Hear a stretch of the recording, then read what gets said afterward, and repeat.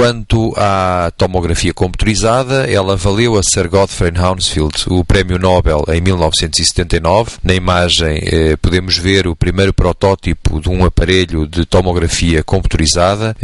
Neste caso, este tipo de aparelho demorava quase 20 minutos para conseguir obter uma imagem. Como é que funciona basicamente a tomografia computerizada? Concretamente, utiliza um tubo de radiação X igual ao que descrevemos para a radiologia convencional e um colimador, portanto, à frente da ampola, tal como se pode ver nesta imagem. Só que agora a ampola, na vez de ser uma ampola estacionária, vai desenvolver um movimento em círculo à volta do paciente de 360 graus, na qual vai produzir continuamente radiação X. Esse movimento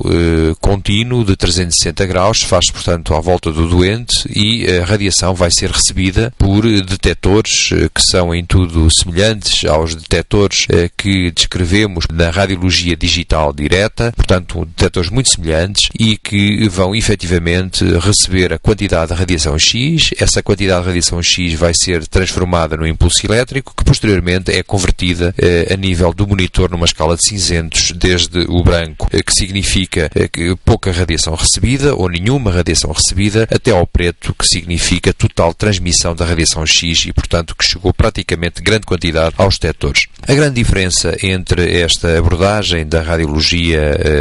por tomografia computerizada reside que neste movimento de translação de 360 graus, de rotação, aliás, de 360 graus à volta do paciente, é possível e, de facto, localizar espacialmente os pequenos pontos de tecido em todo o organismo que é atravessado, de tal forma que é possível reconstruir uma imagem tomográfica através, obviamente, de cálculos matemáticos fornecidos pelo computador. Daí, obviamente, a designação de tomografia assistida por computador, portanto, de TAC ou TC, que é a sua abreviatura mais conhecida. Neste diapositivo podemos ver um aparelho de tomografia computerizada, o aspecto geral do local onde se encontra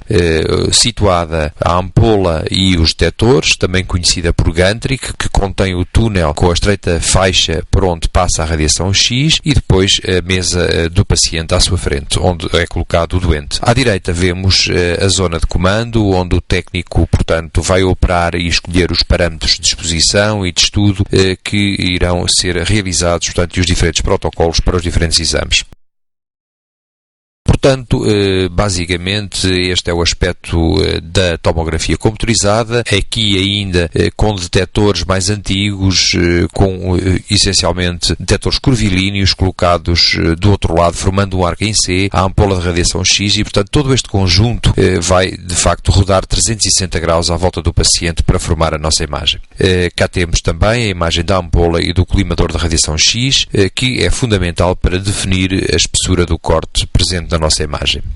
Este pequeno clipe de vídeo mostra a animação correspondente ao que acabamos de descrever, com o movimento de rotação da ampola e dos detectores à volta do paciente. É claro que, a partir da primeira descrição tecnológica da tomografia computerizada, surgiram depois várias outras progressivos melhoramentos, digamos assim, e um dos quais, muito importante, foi introduzido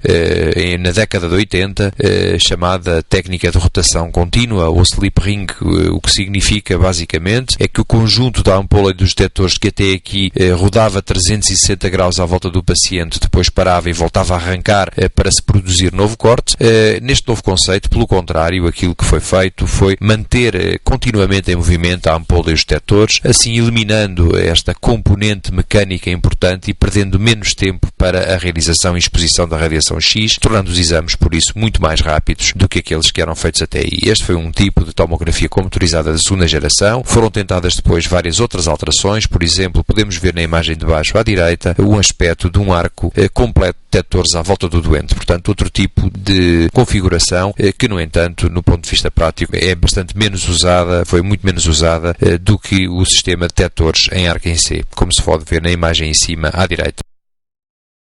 Assim, todas estas evoluções tecnológicas vieram permitir uma melhoria significativa da qualidade da imagem. Só para termos uma ideia, vemos que em 30 anos a imagem passou da qualidade que se representa em 1970 para aquela que possuímos hoje, portanto, no ano 2000 e daqui em diante. Portanto, são imagens já de grande definição anatómica, que não têm nada a ver com as imagens axiais originais, graças a estes progressos tecnológicos que temos vindo a descrever. A tomografia computadorizada tem um plano de base de corte, que é o plano axial, muito embora posicionando o paciente em diferentes posições, como por exemplo para os seios da face, onde isso for possível, pode ser também passível de serem obtidos cortes noutras orientações espaciais que não o plano axial original. Um conceito importante que está ligado à tomografia computadorizada é o conceito de voxel e pixel. Voxel provém do inglês e significa elemento de volume, voxel element, volume element, e pixel refere-se à representação pictórica na nossa imagem do voxel e significa pixel element, daí, portanto, a abreviatura por pixel. Nós podemos dividir o nosso corte tomográfico, como está representado nesta imagem, em vários voxels individuais de tecidos, e estes voxels, que são uma unidade obviamente tridimensional, portanto têm altura, largura e também uma determinada profundidade, sendo que esta lhe é dada, como é lógico, pela espessura do corte que nós utilizamos, e este é um parâmetro que não é diretamente aparente na representação bidimensional nas imagens que temos no nosso monitor. Por isso, o pixel vai ser essencialmente a representação bidimensional do nosso voxel, sendo que a definição das estruturas teoricamente será tanto maior quanto mais fino for o tipo de corte que eu conseguir obter. Já vimos que a realização de cortes cada vez mais finos implica, como é lógico, a realização de uma colimação mais estreita do nosso feixe de radiação. Pelo menos até há bem pouco tempo era efetivamente assim que a tomografia computadorizada funcionava. Portanto, temos que o voxel é a unidade elementar de volume e podemos ter duas situações fundamentais. O chamado voxel isotrópico, em que todos os lados do nosso pequeno cubo de tecido são iguais, portanto estamos na situação em que a espessura do corte condiciona em que todas as três dimensões são idênticas, portanto em que a espessura do corte equivale às outras dimensões espaciais. Nessa situação, a resolução espacial da nossa imagem é máxima em qualquer uma das direções e por isso chamamos este tipo de voxel o voxel isotrópico. É lógico que para obter imagens deste tipo necessitamos de fazer colimações mais finas e vamos irradiar muito mais o paciente, cobrindo também menores áreas anatómicas, porque estamos a fazer cortes de espessura muito mais fina. Pelo contrário, aquilo que geralmente se obtém é o chamado voxel anisotrópico, que é um voxel bastante mais retangular, e para terem uma ideia da espessura do corte, sensivelmente para um voxel anisotrópico andará por volta dos 5 a 8 mm, para o voxel isotrópico andará à volta do milímetro. A espessura do corte é, por isso, como vimos, essencialmente diretamente proporcional à colimação do feixe da radiação X, e o pixel é a representação bidimensional do voxel. O conceito básico a reter é que a qualidade, a definição e, portanto, a resolução espacial da nossa imagem será maior se o voxel for isotrópico. Um outro conceito que convém também ter em linha de conta é que, efetivamente, contrariamente àquilo que vimos na radiologia convencional, onde existiam 4 capacidades básicas que ocorriam naturalmente, em tomografia computadorizada, graças à forma como a imagem é obtida, é possível, de facto, discriminar uma quantidade muito maior de estruturas, graças a diferentes coeficientes de atenuação do feixe de radiação X. Isto deu origem à designação de escalas de Hounsfield. Hounsfield, como vimos, foi o pai da tomografia computadorizada e, por isso, esta escala recebeu o seu nome. Nesta escala, que é uma escala aleatória de intensidade de sinal, ela varia sensivelmente entre menos 1000 e mais 1000, sendo que menos 1000 é a atenuação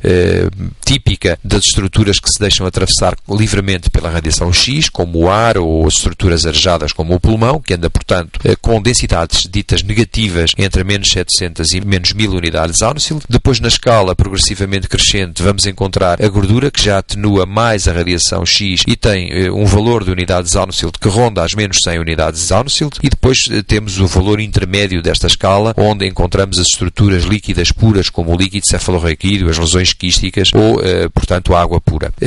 Seguidamente vamos encontrar as estruturas ditas sólidas, como o fígado, o pâncreas, o baço, o próprio mediastino, cuja atenuação andará por volta das 40 a 50 unidades Hounsfield. E depois, subindo progressivamente na escala, vamos encontrar valores muito positivos para estruturas mineralizadas, como por exemplo a cortical óssea, onde já é possível encontrar valores de mais 600, mais 700 unidades Arnosild e mesmo em certos casos quase mais 1000 unidades Arnosild, significando por isso grande atenuação do feixe de radiação X. De reparar também que nesta escala podemos ver algo que do ponto de vista diagnóstico tem bastante interesse, é que a presença de sangue fresco fora do espaço vascular tem uma densidade espontânea bastante mais elevada, na ordem das 45 ou 90 unidades Arnosild. Ou seja, nós vamos conseguir diferenciar de uma maneira genérica a hemorragia recente das outras estruturas pela simples análise das imagens sem contraste, porque a densidade espontânea é diferente. Se classificarmos as imagens radiológicas segundo a sua atenuação, também o mesmo raciocínio se aplica à tomografia computurizada, onde as estruturas hiperatenuantes da radiação X são designadas por hiperdensas. Normalmente considera-se que existe algum grau de calcificação a partir das mais 300 unidades Arnosild. As estruturas sólidas, ditas sólidas, com densidades à volta de 35 a 60 unidades Arnosild. E depois temos as estruturas hipodensas, logicamente que são hipodensas por comparação com as estruturas sólidas, ou hipotenuantes, que vão desde a gama líquida à gama adiposa até à aérea, com as densidades Arnosild que há pouco descrevemos. Para além desta grande vantagem da discriminação das densidades em tomografia computurizada, o interesse que provém da sua utilização reside na possibilidade da manipulação eletrónica da imagem, nomeadamente das chamadas janelas de observação radiológica. Estas janelas baseiam-se essencialmente em dois pontos principais, o chamado centro da janela e a sua largura, isto é, ao centrar, por exemplo, a janela radiológica numa determinada unidade de unidades Arnosild, por exemplo, 100 unidades, e utilizando uma largura de 50 unidades, isso significa que eu estou a ver, portanto, estou com a minha janela radiológica centrada em 100 unidades Arnosild, portanto vou ver bem todas as estruturas que se aproximam daquela densidade, com uma largura de janela que significa a utilização de 25 unidades para cima e 25 unidades para baixo, em relação ao meu centro. Com este conceito das janelas radiológicas, podemos assim obter informações múltiplas na nossa imagem, como seja produzir janelas específicas para a visualização das estruturas ósseas, outras para os tecidos moles ou ainda outra para o pulmão. Além desta visualização e destas janelas, acresce-se que a forma de computação matemática com que as imagens são reconstruídas permite a criação de algoritmos especiais e algoritmos, por exemplo, ditos de alta frequência espacial, como o que sucede com o que se utiliza na alta resolução pulmonar e que permitem visualizar e estudar com muito maior detalhe as finas estruturas, como sejam o interstício do pulmão ou as estruturas vasculares. Portanto, há também aqui uma grande flexibilidade da utilização da tomografia computurizada e, sobretudo, a necessidade de manipular as imagens para podermos dela tirar toda a informação diagnóstica que pretendemos. Neste diapositivo podemos ver então a componente prática que resulta da aplicação das janelas radiológicas. À esquerda em cima vemos uma janela típica de tecidos moles, em que essencialmente o que é bem visível são todos os tecidos moles que constituem as vísceras maciças, como o fígado, o baço, o pâncreas ou mesmo os rins, mas a análise óssea é feita de forma menos adequada, porque obviamente essa não é a janela adequada para a visualização destas estruturas. Na imagem da direita em cima podemos ver uma janela óssea, onde agora analisamos muito mal as estruturas ditas sólidas, viscerais, mas analisamos com vantagem as estruturas ósseas. Finalmente, em baixo, vemos a vantagem da utilização da janela de pulmão, em que reconhecemos as estruturas vasculares pulmonares, contrastando com o ar pulmonar, mas, por exemplo, não somos capazes de avaliar de forma fidedigna o que se passa a nível do mediastino. Portanto, a tomografia computurizada necessita da realização de diferentes níveis de janelas para que, efetivamente, toda a sua informação possa ser retirada de forma eficaz. Nesta imagem vemos a vantagem da utilização do algoritmo de alta resolução pulmonar.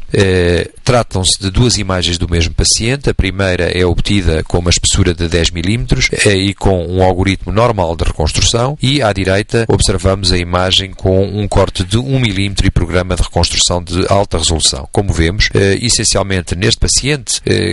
são visíveis alterações a nível do lobo médio e na pirâmide basal direitas, mas o que é facto é que nos cortes cortes mais espessos de 10 mm, onde o voxel é claramente,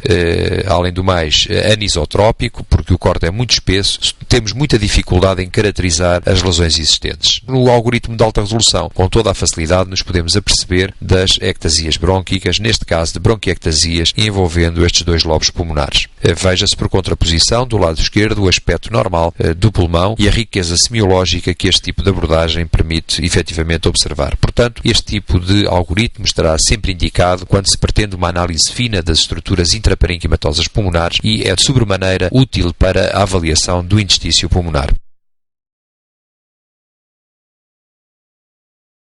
Um outro conceito ligado à tomografia computurizada é a possibilidade de realizar reformatações multiplanares. Isto é, sair do plano axial de aquisição original e, através da junção eletrónica, digamos, dos cortes, poder produzir imagens com diferentes orientações espaciais, quer no plano coronal, quer no plano sagital, quer em planos oblíquos. Hoje, as tomografias computurizadas atuais realizam verdadeiras aquisições de caráter volumétrico, isto é, não há intervalos, não há zonas de anatomia não explorada entre os diferentes cortes tomográficos e isso permite fazer reconstruções tridimensionais de grande qualidade anatómica. Há vários algoritmos que são utilizados para mostrar as imagens em termos tridimensionais, de que aqui se dão conta de alguns nomes, como a projeção de máxima intensidade, que é uma técnica, como o próprio nome indica, de projeção, que vai buscar à imagem reconstruída todos os pixels de densidade muito elevada e vai, portanto, realçá-los em detrimento de todos os outros que vão ser atenuados. Esta não é uma verdadeira imagem com um conceito tridimensional, mas permite, por exemplo, realizar estudos angiográficos por TAC com excelente qualidade, embora, obviamente, lhe falte associadamente a noção de tridimensionalidade. Depois temos outros modelos verdadeiramente tridimensionais, como as reconstruções em superfície, também chamada Surface Shaded Display, que é relativamente simples de entender e que reside apenas na utilização de um determinado limiar de intensidade dos pixels, de tal forma que apenas esses vão ser representados nas imagens e todos os outros vão ser anulados. Por exemplo, é este tipo de reconstrução que permite ver com vantagem a superfície das estruturas ósseas, muito embora não permita, como é óbvio, pela própria natureza deste algoritmo, estudar aquilo que se passa dentro do osso. Por último, um outro tipo de reconstrução tridimensional cada vez mais usado é uma reconstrução volumétrica designada por Volume Rendering e neste tipo de reconstrução todos os pixels presentes na imagem são representados. O que sucede é que vão ser atribuídas diferentes gradações de cinzentos ou de cores, vão ser codificados, portanto, consoante a intensidade dos pixels e desta forma é possível reconhecer as diferentes estruturas. Este é, hoje em dia, aliás, um dos principais métodos, uma das ferramentas mais poderosas em termos de reconstruções tridimensionais que existem à nossa disposição e que, aliás, são partilhadas por todas estas técnicas modernas, quer pela tomografia computurizada, quer pela ressonância magnética, quer ainda pelas novas técnicas de ecografia com exploração tridimensional. Claro que as reconstruções hoje em dia não se ficam apenas por estas formas de reconstrução, temos também outros tipos de análise, como a recém-criada endoscopia virtual, que cria uma visão endoluminal de estruturas, nomeadamente estruturas ocas, como o cólon, como sejam o estômago, sempre que haja um gradiente de contraste entre a linha da mucosa e, portanto, a sua parte interna, o que é conseguido habitualmente através da distensão com ar. Neste diapositivo podemos então ver os principais planos de referência em tomografia computurizada, o plano médio ou médio sagital, aliás, não é específico da tomografia computurizada, refere-se a todas as técnicas tomográficas, o plano coronal e, finalmente, o plano axial. Portanto, são essencialmente estes os planos que são referidos e referenciados neste tipo de técnicas tomográficas. Um outro conceito que nasceu no final da década de 80 foi a introdução da TAC helicoidal ou TAC espiral. De facto, até aqui a TAC era feita corte a corte, portanto cada corte correspondia a um intervalo, depois um pequeno avanço da mesa, novo corte. Esse conceito foi modificado de tal forma que o que se passa agora é que há um movimento de translação do paciente durante todo o movimento da ampola e dos detectores, portanto há um movimento contínuo e desta forma o que se está a explorar é verdadeiramente um volume e não, portanto, imagens tomográficas obtidas uma por uma de per si. Isso significa que não há descontinuidades anatómicas e a nossa capacidade diagnóstica é efetivamente muito maior. No final da década de 90 foi também introduzido ainda uma nova geração de tomografias computarizadas, chamadas tomografias de multidetectores. Trata-se de uma aquisição com o mesmo tipo helicoidal, portanto com um movimento contínuo de translação do doente enquanto está a ser produzida a radiação X, só que agora, na vez de existir uma única fila de detectores, existem várias filas de detectores. Portanto, é possível multiplicar o número de cortes por rotação e desta forma tornar os exames extremamente rápidos. Se nós pensávamos que a tomografia helicoidal que obtinha um único corte, chamada tomografia helicoidal monocorte, portanto um único corte por rotação, era capaz, por exemplo, de reduzir os tempos de exame, por exemplo, de uma ataque abdominal para qualquer coisa como 30, 40 segundos. Hoje em dia, utilizando esta técnica, é possível explorar o abdômen superior, por exemplo, apenas num tempo tão pequeno como 9 a 10 segundos. Hoje há aparelhos deste tipo que obtêm 4 cortes por rotação, mas existem já no mercado aparelhos que fazem 8, 16 ou mesmo 32 cortes por rotação. Este novo conceito, que é extremamente importante, portanto, significa que a ataque de multidetectores é 8 vezes mais rápida que a ataque monocorte. Em cima vemos o exemplo de um ataque de multidetectores à esquerda, que faz 4 cortes por rotação, comparativamente para o mesmo tempo de produção de radiação X para um ataque monocorte, portanto, helicoidal. Veja-se que a cobertura anatómica que é possível obter é efetivamente incomparavelmente maior utilizando ataque de multidetectores. Em baixo o exemplo mostra também que nós podemos utilizar esta rapidez da tomografia computarizada multicorte para efetivamente produzir cortes de espessura muito mais fina e desta forma podermos nos aproximar da tal condição do voxel isotrópico em que efetivamente a imagem terá uma qualidade e uma resolução espacial muito aproximadas do ideal. Portanto, neste exemplo mostra-se também que cobrimos a mesma área anatómica, mas com ataque de multidetectores nós somos capazes, obviamente, de obter cortes muito mais finos que não éramos capazes de fazer com um ataque helicoidal monocorte. Portanto, é este o grande interesse, digamos assim, desta técnica, que hoje é uma técnica já utilizada por rotina entre nós. E esta imagem mostra efetivamente o interesse da ataque multicorte, por exemplo, nesta reconstrução no plano frontal ou coronal do rochedo, demonstrando o ouvido interno. Veja-se a riqueza semiológica desta imagem utilizando um voxel isotrópico e basta também lembrar que este plano coronal é uma reformatação neste plano que é feita com 90 graus em relação ao plano axial de base com que as imagens foram originalmente obtidas. Podemos aproveitar também o facto da ataque ser extremamente rápida, ataque multicorte, para realizar, por exemplo, reconstruções noutros planos, como aqui no plano coronal ou no plano sagital, de grandes coberturas anatómicas segundo o eixo longitudinal do paciente, como podemos ver, em que vemos praticamente todo o tronco até à pelvis na mesma exposição radiológica. Nesta imagem dão-se alguns exemplos de reconstruções com vários tipos de algoritmos. Vemos reconstruções multiplanar simples na fratura de um prato tibial. São fraturas muito difíceis de diagnosticar e de interpretar se obtivéssemos apenas imagens no plano axial, e assim estas reformatações ajudam imenso, não só para visualizar determinadas estruturas como os ligamentos cruzados, como também para pôr de uma forma muito simples em evidência esta fratura do prato tibial. À direita em cima podemos ver a qualidade das imagens que é possível obter e a fiabilidade na reconstrução que conseguimos hoje com o ataque de helicoidal de multidetectores, em que é possível realizar, por exemplo, este tipo de reconstrução destes vários tubos de drenagem em que parecem de facto imagens reais e são de facto de grande qualidade e de grande resolução. Claro que podemos tirar benefício destas imagens e conseguir hoje excelentes estudos estudos angiográficos, como é demonstrada na imagem em baixo à esquerda, em que vemos uma portografia, o estudo do sistema portal, com uma angiografia realizada com uma injeção numa veia periférica. Portanto, de uma forma minimamente invasiva, é hoje possível estudar os vários sistemas vasculares sem ter necessariamente que recorrer a estudos angiográficos que são, obviamente, mais invasivos e também, sobretudo, mais onerosos. Por último, à direita, vemos uma imagem endoscópica virtual em que é reconstruída a superfície da mucosa da árvore respiratória. O que estamos a olhar é de cima, a olhar para a carina, e vemos a bifurcação do brônquio principal direito e brônquio principal esquerdo. Neste clipe de vídeo podemos então ver também como é possível obter este tipo de imagens e estas reconstruções tridimensionais, vendo-se uma viagem endoluminal através do cólon, distendido por ar, e o que estamos a ver é a linha da mucosa. Esta técnica é uma técnica,